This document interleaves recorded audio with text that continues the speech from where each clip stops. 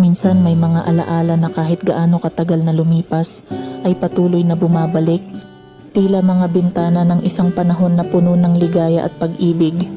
Sa bawat pagtama ng buwan sa iyong mukha, sa bawat gabing tahimik, ang mga alaala ng nakaraan ay muling binubuhay ang damdaming minsan nating pinanghawakan. Ang mga sandali na puno ng tawanan, mga pangarap na magkasamang binuo, at mga yakap na tila kayang protektahan tayo mula sa lahat ng unos sa mundo.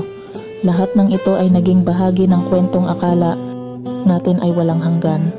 Ngunit ngayon, ang dating maliwanag na langit ay tila nababalot ng ulap ng pangungulila.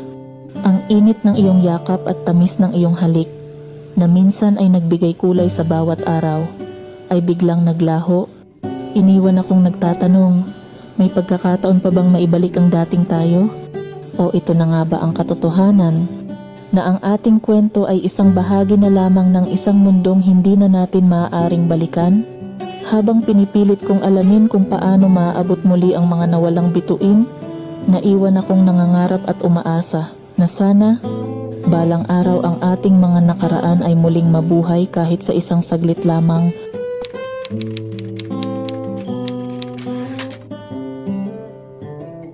Parang kailan lang masaya tayong dalawa, inuumaga pa sa tuwing tayo'y magkasama.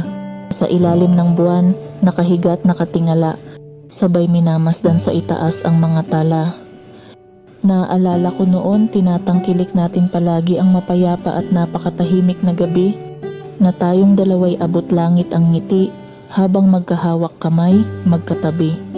Sa mga oras na ito, ang lahat ay kalmado, parang walang makakasira sa ating mundo.